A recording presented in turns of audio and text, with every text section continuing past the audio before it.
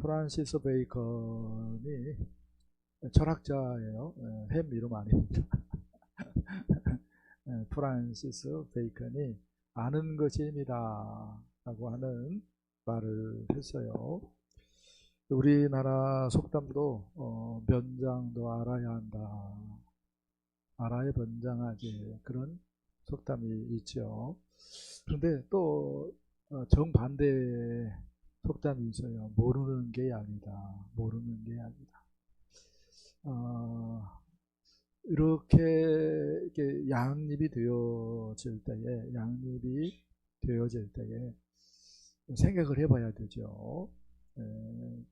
프란시스 베이컨이 아는 것이 힘이다 라고 말을 어떤 취지에서 했냐면, 개인과 사회의 지식과 이해가 큰 힘이 된다라고 하는 차원에서 아는 것이 힘이다 라고 얘기를 했어요. 기본적으로 프란시스 베이컨의 말이 맞죠. 그리고 우리 조상들이 오랜 경험을 통해서 알아야 면장하지, 이렇게 얘기를 한 것입니다. 근데 세상 지식이라고 하는 것이 여러 찔이 있어서 차라리 모르는 것이 보탬이 되어지는 것도 있다는 거예요. 유익하다는 거죠. 예를 들어 노름을 배워요. 이건 어떻게 되는 거예요? 삭수가 노래져 버리잖아요. 어렸을 때 노름 배워버리면. 그래서 뭐라고 얘기하는 거예요? 모르는 게 약이다, 이런 말도 하는 것 같아요. 그건 그렇고요. 원래 우리 인간은 척 보면 아는 존재였습니다. 하나님에 대해서 척 보면 알고, 또 하나님이 만드신 만물에 어떤 의미가 있는지 척 보면 아는 존재였습니다. 그러니까 천재 정도가 아니라, 이건 뭐예요? 아무튼 말로 상상할 수 없을 정도의 지혜자였다라고 얘기할 수 있어요. 그래서 천국 가면은요, 다 천재예요. 척 보면 압니다. 그걸 어떻게 아냐고요? 제가 가봤다고 하잖아요. 척 보면 알아요. 그냥 가르쳐주지 않았는데도 다 알아요. 네. 그러면은 어떻게 해서 우리가 이렇게 지혜가 없게 되었는가 할 때에 그 무지는 죄의 영향력 때문이라고 얘기할 수 있어요. 성경이 그것을 말한다라고 말을 할 수가 있겠습니다. 그러니까 다른 말로 얘기한다면, 죄를 다 걷어내버리면은 다시 우리가 뭐예요? 너무나도 밝은 지혜자가 되는 거예요. 죄가 그렇게 뭐예요? 우리를 어둡게 만들어 버렸어요. 욕심이 우리를 어둡게 만들어요. 인생을 살다가 정말로 지혜자였어요. 대학교도 나오고 박사학위도 있고 많은 사람들의 사랑도 받고 존경도 받았어요. 근데 그 사람이 탐심에 딱 사로잡히면은요, 유치원생도 안 할 행동을 해가지고 수구랑차는 일이 있어요. 이게 인생입니다. 왜 그래요? 죄가 사람을 어둡게 만들어요. 죄가 사람을 어둡게 만들어요.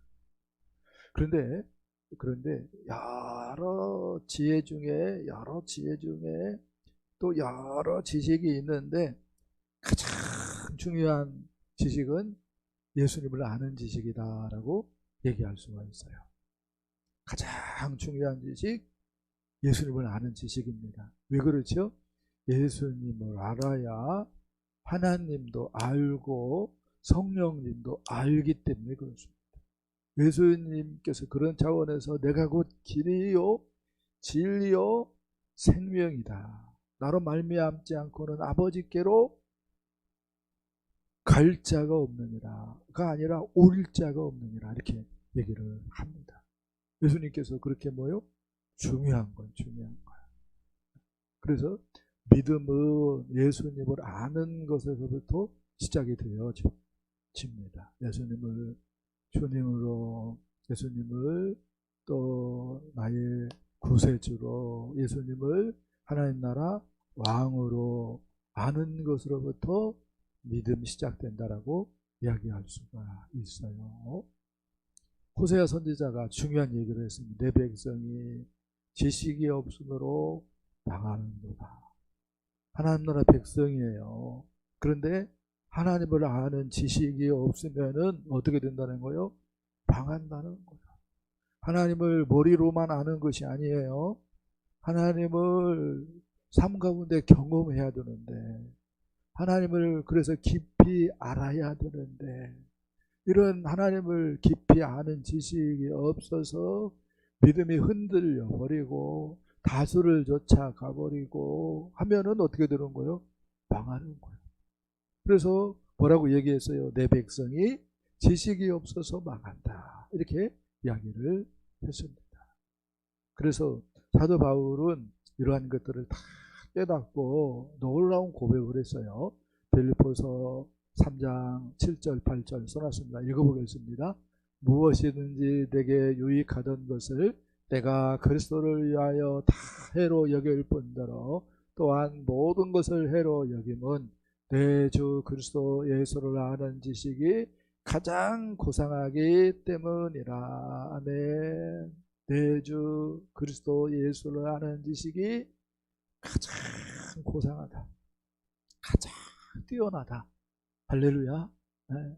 그래서 뭐라고 얘기합니까? 내게 유익하던 모든 것 다 해로 여긴다. 배설물로 여긴다. 그리고 예수 그리스도를 아는 데에 올인한다. 이렇게 이야기를 하고 있습니다. 네.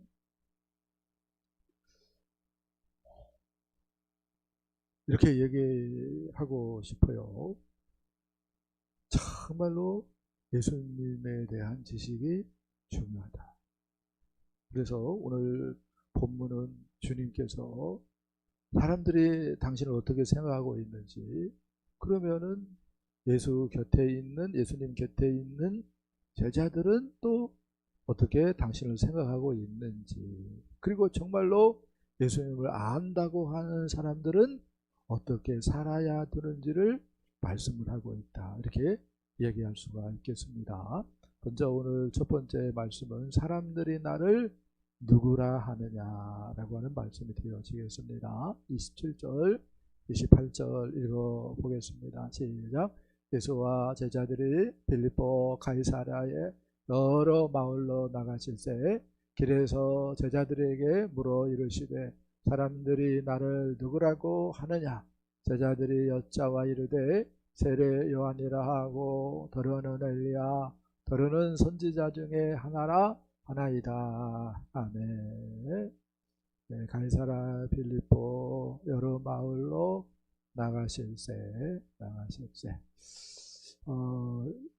왜 가이사랴 빌립보 마을에서 예수님께서 사람들이 나를 누구라고 하느냐, 그러면 너희는 나를 누구라고 하느냐, 이 질문을 했을까 할 때에 가이사랴 빌립보라고 하는 지역이 아주 독특합니다.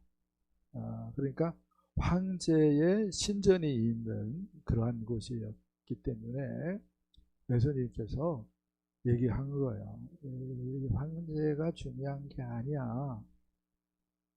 이 황제 위에 누가 있다? 내가 있다.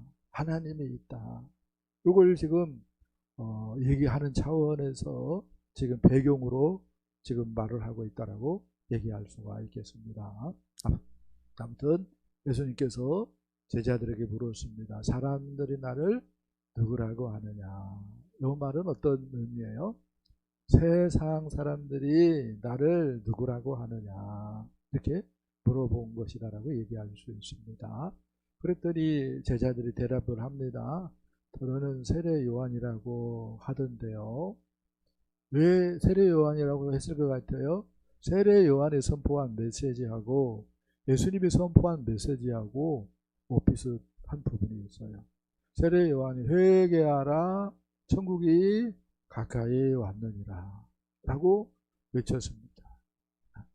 예수님도 비슷하게 얘기했죠. 때가 찼고 하나님 나라가 가까이 왔으니 회개하고 믿으라. 회개하고 나를 믿으라 라고 예수님께서 얘기를 했습니다. 그래서 주의 깊게 듣지 않으면 세례 요한의 메시지하고 예수님의 메시지하고 비슷할 수 있어요. 그렇죠? 졸면서 들으면 그럴 것 같아요. 그렇게 정신 바짝 차리고 들으면 네. 이해됐죠? 그래서 사람들이 세례 요한이라고 했겠다. 그 다음에 엘리야라고 하던데요. 사람들이 예수님을 또 이렇게 얘기를 했어요. 사람들이 왜 예수님을 엘리야라고 했을까요? 예수님이 엘리야처럼 뭘 행해요? 능력을 행해요. 표적을 행해요. 네? 그렇잖아요. 예수님이 행한 표적이 한둘이 아니잖아요. 요한복음에서 뭐라고 얘기를 합니까? 예수님께서 행한 표적들을 다 기록을 한다면은 이 세상에 그 기록한 모든 것을 쌓아 놓아도 부족할 것이다. 이렇게 얘기할 정도로. 그렇게 예수님이 많은 권능을 행했어요. 권능을 행했기 때문에 사람들이 엘리야다 이렇게 생각을 했다고요. 그 다음에 도로는 에레미야라고 하던데요. 에레미야는 마가복음에는 없는데 병행 본문이 마태복음 병행 본문에는 에레미야를 얘기를 합니다. 그러면 사람들이 왜 에레미야라고 생각을 했을까요? 에레미야는 눈물의 선지자야. 그러니까 예수님께서 눈물을 흘렸다는 거야. 어떤 사람들 보고 눈물을 흘렸겠어요? 강팍하고 회개하지 않은 사람들 보면서 눈물을 흘렸어요. 또 어떤 사람들 보면 눈물을 흘렸겠어요? 병들고 가난하고 억압받는 사람들 보면서 눈물을 흘렸어요. 이렇게 예수님은 눈물을 흘리면서 기도를 많이 하셨습니다. 그래서 선지자 에레미야다고 하던데요. 이렇게 얘기를 했어요. 그리고 이제 보편적으로 이제 사람들이 선지자 중에 하나라고 하던데 이렇게 얘기를 했습니다. 여러분, 우리 시대의 사람들은 예수님을 누구라고 말을 합니까? 누구라고 말을 합니까? 이렇게 얘기할 수 있을 것 같아요. 이스라엘 같은 경우는 예수님을 실패한 선지자 중에 하나라고 생각을 합니다. 이유는 뭐죠? 십자가에 못 박혀 죽었기 때문에. 율법에 의하면은 나무에 못 박히면 어떤 사람이에요? 저주받은 자입니다. 근데 그 말이 맞아요. 근데 왜 저주를 받았어요? 내 저주를 당신께서 어떻게 한 거예요? 담당하시는 거야. 담당하신 거야. 아무튼 이스라엘 사람들은 예수님을 실패한 선지자라고 얘기를 해요. 선지자 중에 하나다 이렇게 얘기를 했는데 사람들이 왜 선지자 중에 하나라고 얘기를 했냐면은 하나님의 뜻을 가르치니까 하나님의 뜻은 이러이러한 것이다라고 자꾸 얘기를 하니까 선지자인가 이렇게 생각을 했겠죠. 보편적으로 세상 사람들은 예수님을 어떻게 생각을 하죠? 3대 성인 중에 하나로 생각을 합니다. 3대 성인은 누구예요? 소크라테스, 석가모니, 예수를 3대 성인으로 얘기를 하잖아요. 그래서 보편적으로 사람들은 예수님을 이렇게 성인 중에 하나로 생각을 하고 있습니다. 네. 그런데 중요한 것은 세상이 예수님을 어떻게 생각하느냐가 중요한 것이 아니라 내가 예수님을 어떻게 생각하고 내가 예수님을 어떻게 믿느냐 이게 중요한 줄 믿습니다. 자, 두 번째 말씀 보겠습니다. 두 번째 말씀. 너희는 나를 누구라 하느냐. 예수님께서 제자들에게 물었습니다. 29절 30절 읽어보겠습니다. 또 물으시되 너희는 나를 누구라 하느냐. 베드로가 대답하여 이르되 주는 그리스도시니이다 하매 이에 자기의 일을 아무에게도 말하지 말라 경고하시고 아멘. 예수님께서 그러면 너희는 나를 누구라 하느냐 이렇게 물었어요. 근데 베드로가 예수님과 동거동락하면서 또 예수님과 동행하면서 깨달은 것이 있어. 성령께서 깨달음을 주셨겠지. 할렐루야. 그래서 뭐라고 얘기했어요? 주는 그리스도십니다 라고 고백을 합니다.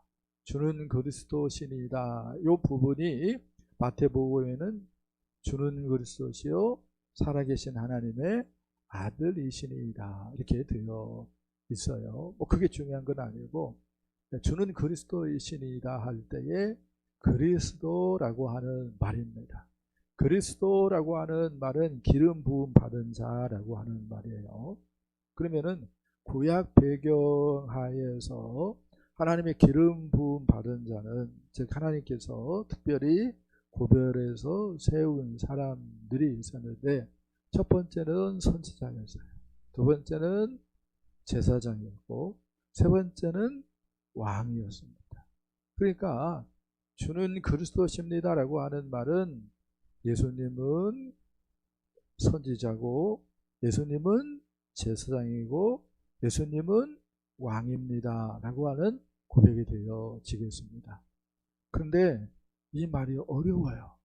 선지자라고 하는 말도 어렵고, 제사장이라고 하는 말도 어렵고, 우리 시대에 왕이 있어요, 없어요?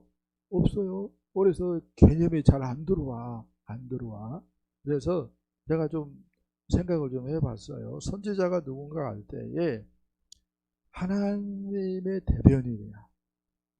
우리나라 대통령실에 대통령실 대변인이 있는 것처럼 하나님의 대변인이 있어.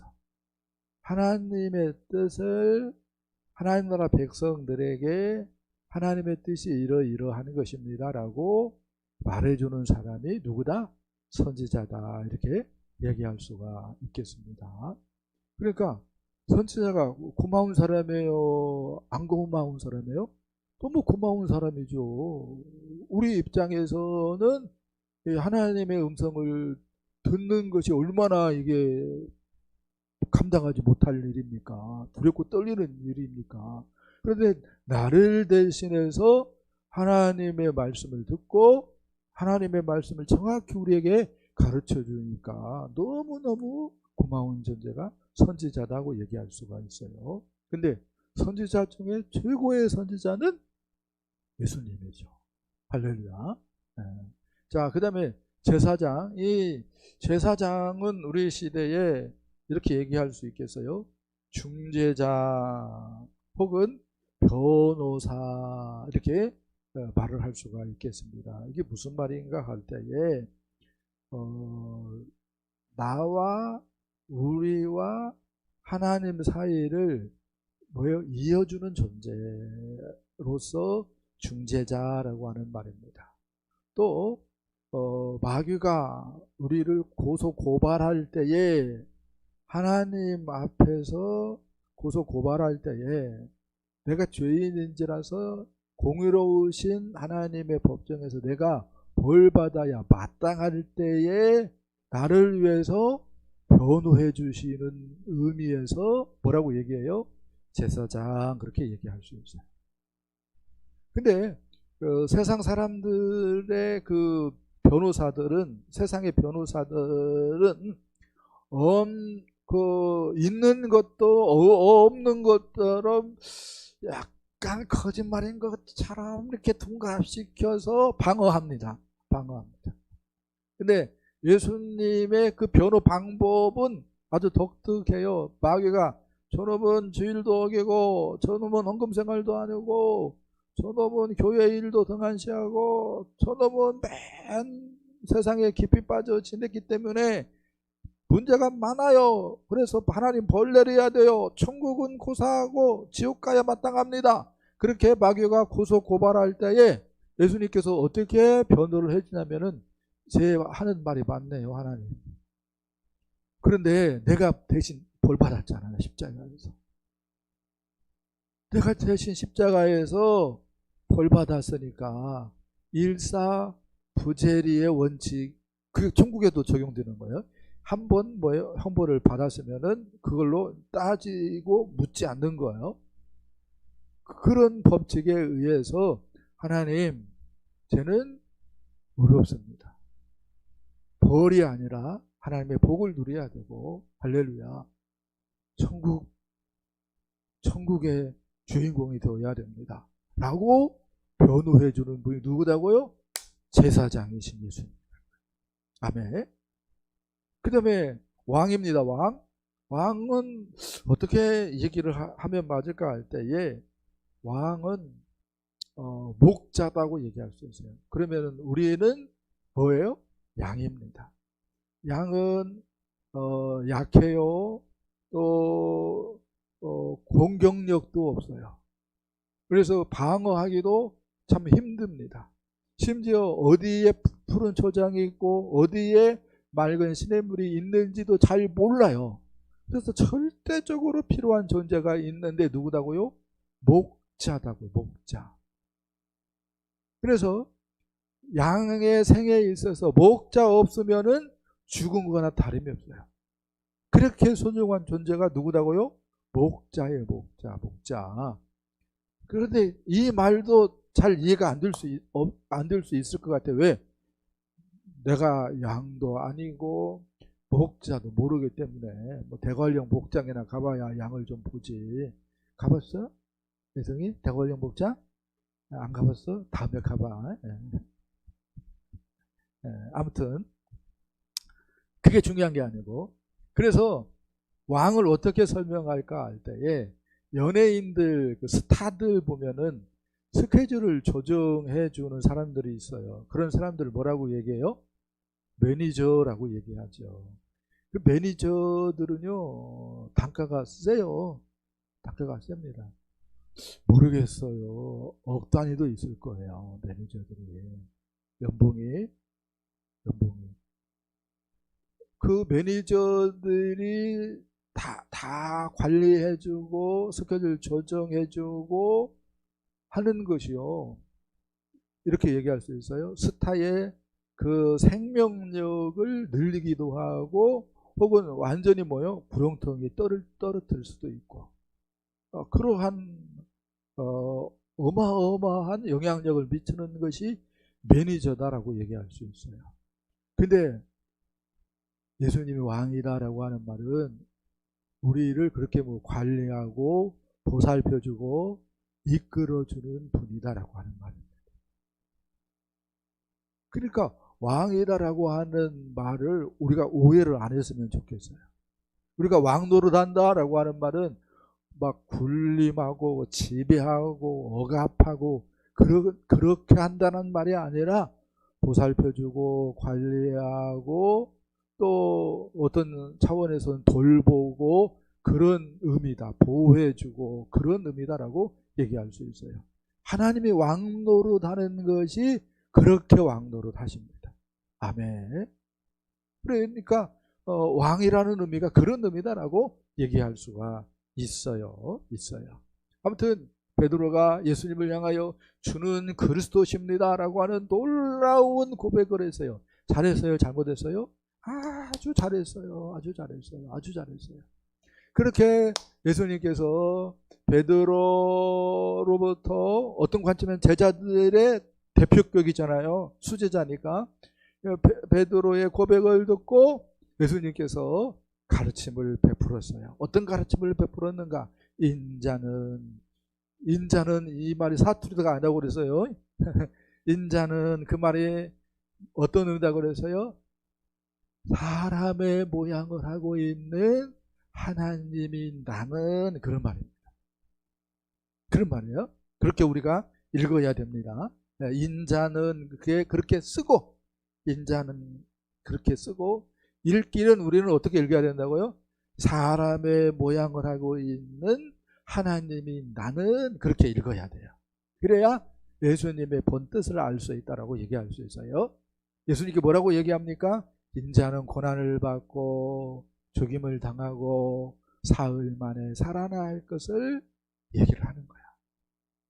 예수님이 그리스도라고 고백을 하니까, 너네들이 그리스도를 어떻게 알고 있는지 모르겠지만 어떤 차원을 잘못 알고 있죠. 그냥 유다 나라를 다윗 시대, 솔로몬 시대처럼 부강한 나라로 만들어낼 어떤 구세주, 슈퍼맨 정도 알고 있는 거야. 근데 예수님은 뭐라고 얘기합니까? 너네들의 죄가 얼마나 심각한지, 너네들의 죄 문제를 해결해야 돼. 그것 때문에 나는 고난을 받고 십자가에 못 박혀 죽고, 그렇지만 나는 하나님이기 때문에 부활한다. 내가 부활해서 너희들에게 천국의 영생을 선물로 줄 거야. 내가 부활해서 정말로 천국을 맛보게 할 거야. 이렇게 주님께서 말씀을 하십니다. 할렐루야죠. 그런데 베드로는 어떻게 얘기합니까? 주여 그리 마옵소서, 이 일이 결코 주께 미치지 아니하리라 라고 예수님 납박사리를 주었어요. 예수님이 베드로를 납박사리를 주어야 맞는데 항변했다고 그러잖아. 항변. 베드로가 예수님께 항변하여 이르되, 그 항변이 뭐냐면은 꾸짖다라고 하는 말이에요. 누가 누구를 꾸짖어요? 예수님이 스승이니까 베드로 제자를 꾸짖는 것은 뭐예요? 당연한 건데, 제자인 베드로가 스승인 예수님을 꾸짖었다는 거예요. 무슨 말 하니까? 내가 고난을 받고 십자가에 못 박혀 죽고 3일 만에 부활할 것이다. 이 말을 하니까. 왜 그렇죠? 죽어버리면은 어떻게 되는 거예요? 베드로는 국무총리하려고 생각했는데 죽어버리면은 그게 뭐예요? 물고 나갈 것 같은 생각 드니까.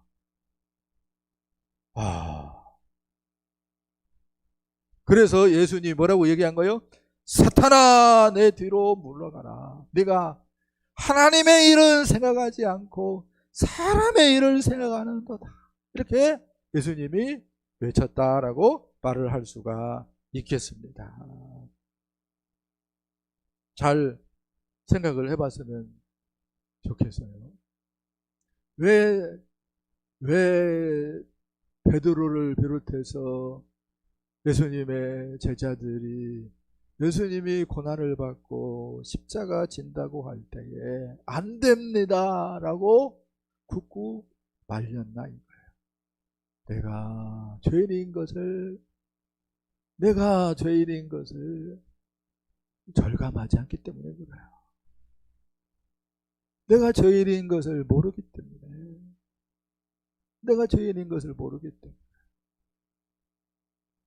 그냥 뭐예요?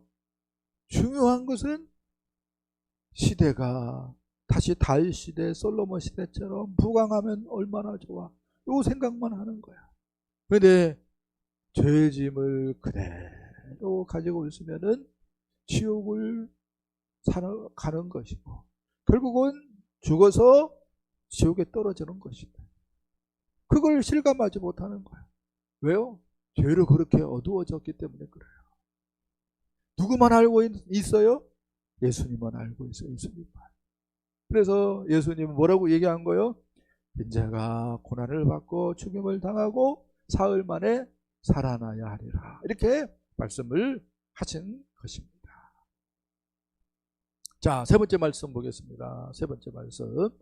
예수님께서 그러면서 아주 중요한 말씀을 하십니다. 제자의 길, 제자의 도를 말씀을 하십니다. 33절, 35절, 34절, 35절 봅니다. 시작. 누구든지 나를 따라오려거든 자기를 부인하고 자기 십자가를 지고 나를 따를 것이 아니라 누구든지 자기의 목숨을 구원하고자 하면 잃을 것이요 누구든지 나와 복음을 위하여 자기의 목숨을 잃으면 구원하리라. 아멘. 누구든지 나를 따라오려거든 예수님께서 이렇게 말씀을 해요. 이 말이 어떤 말입니까? 어떤 뉘앙스입니까? 누구든지 나를 따라오려거든. 이 말은 정말로 예수님을 믿는다면은 그런 말이죠. 혹은 마지막 날 심판의 보좌 앞에서 나에게 인정받으려면은 그런 말이죠. 첫 번째 자기를 뭐 해야 된다고요? 부인해야 된다고 얘기를 합니다. 목사님 어떻게 자기를 부인할 수 있나요? 십자가와 연결시키고 부활생명과 연결시켜야 됩니다. 그래서 십자가가 능력인 거야. 자기를 부인하는 방법이 없어요. 근데 예수 십자가 받아들여서 예수님이 십자가에 못 박혀 죽었는데 그때 나도 예수님과 함께 못 박혀 죽었다. 그리고 내가 사는 것은 이제 부활 생명으로 사는 것이다. 예수 생명으로 사는 것이다. 그렇게 자기를 규정하면은 자기를 뭐 할 수 있어요? 부인할 수 있는 거야. 이 자기 부인이 안 되면은요, 믿는 것도 아닙니다. 자기를 부인해야 됩니다. 자기를 부인해야 믿는 것입니다. 두 번째, 주님 뭐라고 얘기합니까? 누구든지 나를 따라오려거든 자기의 십자가를 지고 나를 따르라 라고 얘기를 합니다. 자기의 십자가, 주님께서 주신 사명, 미션일 수 있어요. 그게 목사님은, 여기서 있는 목사님은 한 가지입니다. 뭐예요? 교역자로서 여러분들에게 말씀을 잘 가르치고 그래서 훈련시키고 교회를 세우는 것이 저의 미션이다라고 얘기할 수 있어요. 근데 여러분들은 두 가지입니다. 몇 가지다고요? 두 가지. 하나는 세상에서 하나님께서 여러분을 불러서 주신 미션이 있어요. 그리고 또 하나는 하나님의 집에서 여러분에게 주신 미션이 있어요. 사명이 있어요. 그래서 여러분들은 두 개요. 두 개니까 충성하면은 목사님보다 복을 두 배는 받을 수 있을 것 같아요. 좋은 게 안 좋은 거예요? 좋게 생각하기를 바랍니다. 할렐루야. 미션이 두 개예요. 미션. 첫 번째, 하나님께서 세상에서 여러분에게 주신 미션이 뭐예요? 사명이 뭐예요? 직장일이에요. 직장일. 그게 여러분의 뭐예요? 십자가입니다. 하나님께서 주신 십자가라고 생각해서 일을 하는데 돈 때문에 일하지 말고 누구를 위해서 일해야 돼요? 주님을 위해서 일해야 됩니다. 아멘. 정말요. 주님의 영광을 높여야 돼. 일로. 주님의 영광을 일로 어떻게 가장 높일 수 있습니까? 할 때 그 분야에 톱이 되는 거예요. 그러니까 기도 많이 하는 것도 중요하지만 일로 하나님께 영광을 돌리기 위해서는 어떻게 되는 거예요? 내 분야에 내가 최고가 되어야지. 그래서 그만큼 뭐 해야 돼요? 단련해야 됩니다. 단련. 학생은 공부 열심히 해야 되고요. 열심히 해야 돼요. 공부로 하나님께 영광을 돌려야 돼요. 꼭 1등 하라는 말은 아니에요. 공부 열심히 했는데 머리 회전이 잘 안 돼가지고 아직까지 제대로 성능이 발휘 안 될 수도 있어요. 머리 회전이 어느 때는 어떤 사람은 고등학교 때 회전이 극대화되는 경우가 있고 어느 경우는 초등학교 때 머리 회전이 극대화되는 경우도 있고 어느 때는 50 넘어서 극대화되는 경우도 있고 그래요. 그건 뭐 하나님께서 하시는 일이기 때문에 아무튼 그래 이 일로서 하나님께 영광을 돌려야 되고 그 다음에 교회 공동체에서 여러분에게 맡겨주신 하나님께서 맡겨주신 이 일로서 영광을 돌려야 돼. VIP 작정하고 목장으로 교회로 주님 앞으로 인도해야 되고 목자 목녀는 분가하기 위해 뭐 해야 되고 또 헌신해야 되고 아멘. 그 일을 해야 됩니다. 그 일. 그게 뭐예요? 십자가입니다. 십자가. 그 다음에 주님이 뭐라고 얘기합니까? 세 번째, 나와 복음을 위하여 자기 목숨을 잃으면 구원하리라 이렇게 얘기를 해요. 이게 무슨 말인가 할 때 그래서 제가 묵상하다가 나와 복음을 위하여 자기 목숨을 갈아 넣으라 라고 하는구나 이렇게 생각을 해봤어요. 목숨을 갈아 넣으래요. 뭐에다가? 예수님에게다가. 뭐에다가? 복음, 하나님 나라 복음을 위하여서 목숨을 갈아 넣으라는 거야. 그런데요 우리 시대에 주님을 어떻게 생각해요? 우리 시대에 하나님 나라 복음을 어떻게 생각을 해요? 그래서 주님 뭐라고 얘기합니까? 나와 내 말을 혹은 나와 내가 가르친 교훈인 하나님 나라 사상을 부끄러워하면 나도 내 아버지 앞에서 천사들 앞에서 그 사람을 부끄러워하리라고 얘기합니다. 이 말은 예수님도 뭐 하겠다는 거예요? 너 나 쌩깠지. 내가 선포한 하나님 나라 복음 쌩깠지. 나도 쌩까불을 한다. 이렇게 얘기하는 거예요. 지금 예수님께서. 그래요? 안 그래요? 그렇게 얘기하는 거예요. 그렇게. 그래서 주님이 뭐라고 얘기하는 거예요? 나와 복음을 위하여 목숨을 갈아 넣으라고 얘기하는 거예요. 여러분 생각 한번 해보세요. 그러면은 내가 내 목숨을 갈아 넣을 정도로 가치가 있는가? 예수님이.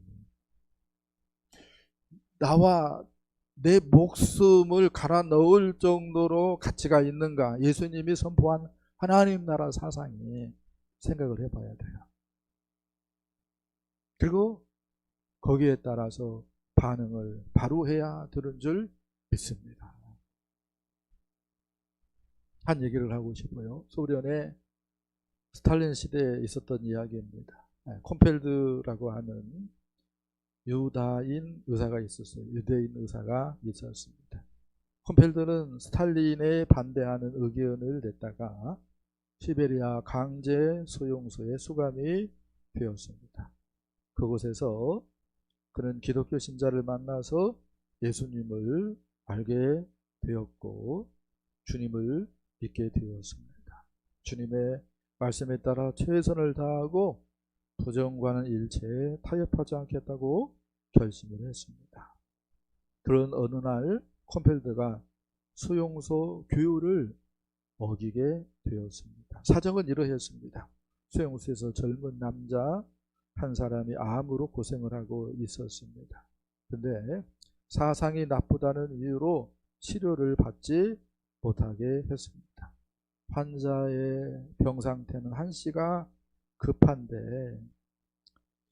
그래서 콤펠드 의사는 의사로서 하나님 앞에서 의사로서 어떻게 해야 영광이 되는가를 고민을 하고 수술하기로 마음을 먹었습니다.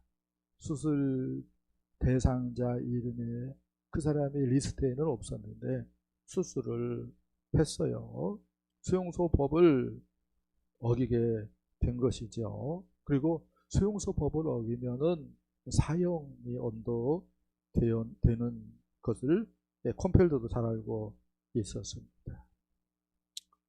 콤펠드는 수술을 감행했고 아니나 다를까 교도소로부터 사형이 선고되었습니다. 사형이 행해지기 전날 밤에 콤펠드는 수술을 해준 젊은이를 찾아갔습니다. 그에게 그리스도가 어떤 분인지 자기가 왜 형제를 수술해 주었는지를 이야기를 했습니다. 그때 그 옆에 있던 사람이 물었어요. 이 젊은이를 수술해 준 까닭에 당신이 죽게 됐는데 후회하지 않습니까? 이때 콤펠드가 이런 유명한 말을 합니다. 그리스도 안에서의 결심은 결코 후회가 없습니다. 다음날 콤펠드는 처형장으로 담담히 걸어갔습니다. 이렇게 콤펠드는 예수 그리스도에 대한 사랑, 하나님에 대한 사랑에 자신의 목숨을 바쳤습니다. 그리고 이 콤펠드에 의해서 수술을 받고 살아난 젊은이는 훗날 노벨 문학상을 받게 되어지는 알렉산더 솔제니친이 되어집니다. 왜 이야기를 합니까? 콤펠드는 자기를 부인한 사람이었습니다. 자기 십자가를 지고 예수님을 따라간 사람이었습니다. 예수님과 예수님의 복음을 위하여서 자기 목숨을 갈아 넣은 사람이었습니다. 우리를 좀 돌아봤으면 좋겠습니다. 주님이 이렇게 얘기합니다. 사람이 만일 온 천하를 얻고도 자기 목숨을 잃으면 무엇이 유익하겠느냐. 아가서 8장 6절 이렇게 얘기합니다. 도장 새기듯 님의 마음에 나를 새기세요. 도장 새기듯 님의 팔에 나를 새기세요. 우리 시대에 타투가 유행 아닌 유행을 하고 있는 것 같아요. 왜 타투를 합니까? 할 때에 두려움 때문에.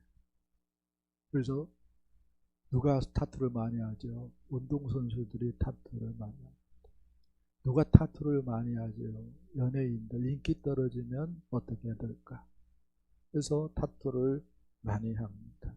두려움 때문에 자기의 자신감을 향상시키기 위해서 혹은 미적 표현으로 한다라고 하는 사람들도 더러 있기는 하지만 아무튼 타투를 합니다. 근데 우리들은 예수님으로